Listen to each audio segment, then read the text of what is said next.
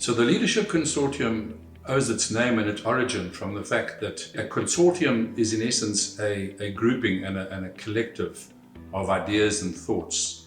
And it's embedded in the fact that leadership per se is not normally in the hands of one person.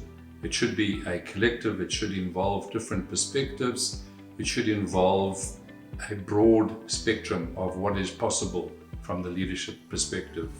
The Zenger-Folkman family of colleagues around the world represent a broad group of people who are playing in the leadership space.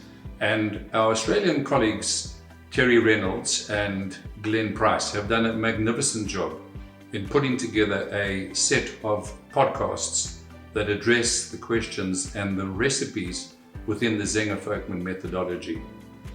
These podcasts represent step-by-step, short, bite-sized, normally about 3 to 4 minutes, ideas, concepts, and tips and tricks as to how we can build our extraordinary leadership.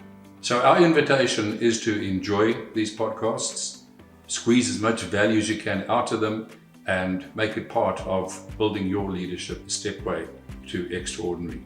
The 7th podcast addresses the second key pole of the leadership tent. Our political history in South Africa, unfortunately, has led to a dire situation where education has been deficient for too many years, resulting in many of our aspirant leaders being unsuitably educated in terms of adopting the way forward. In true South African spirit, though, we have unbelievable resources and examples of young, good talent that unfortunately goes unsung. I just give an example of a young South African who has excelled on the world stage. Her name is Rapalang Rabana. She has excelled in being part of the World Economic Forum Young Shapers, has at the young age as an entrepreneur set up and developed world-class businesses, and heads up a company called Rekindle Learning. We need to continually acknowledge and recognize our young leaders as South Africans. The skill sets we are talking about here in personal capability are not typically the ones one thinks about when one's talking about leadership. However, and they are fundamental in terms of people being able to be personally competent from a functional point of view in their jobs as part of their leadership journey. Welcome to the Leadership Digital podcast series with Glenn Price and Terry Reynolds. The second critical tentpole of leadership is the personal capability the leader possesses. These personal capabilities are not skills that would typically be described as leadership skills, yet our research proves that they must be in place for any individual to be perceived as a strong leader. Here are some of the individual capabilities. Technical knowledge. The best leaders have at least a working knowledge of the technological side of the business. Product knowledge. Great leaders need a thorough understanding of what the organization produces and why it is superior to competitive products. Problem analysis and problem-solving skills.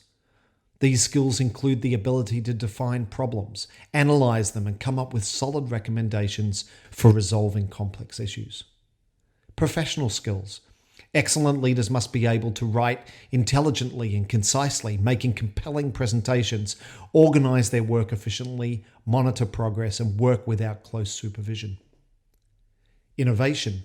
This refers to a leader's ability to have a fresh outlook in approaching a problem, to shake loose from the old methods and see new possibilities. Initiative. The best leaders see if something is falling through the cracks and immediately step in to make certain it is handled. Effective use of information technology. Great leaders set an example in the consistent use of email, powerful software applications, artificial intelligence, and any technology that escalates performance.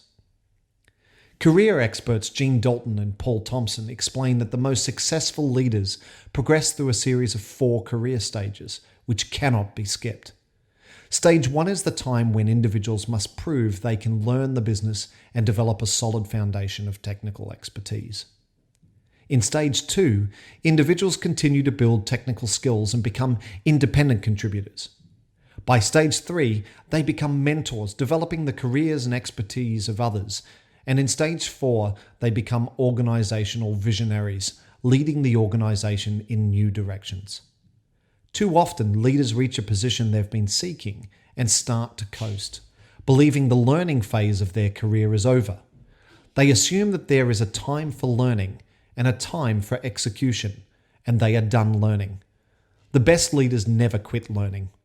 So here are some techniques to maximize your personal capability. Number 1, understand the technology. Employers can see through attempts to cover up your lack of knowledge. Get up to speed by asking lots of questions. Get curious. Be willing to admit what you don't know. Number 2, perfect your professional skills. Managers can't manage unless they can communicate. And last of all, number 3, try out new things. Great managers and leaders innovate and take initiative. They think outside the box and don't hesitate to experiment. Remember, as we always say, leadership cannot be delegated to others.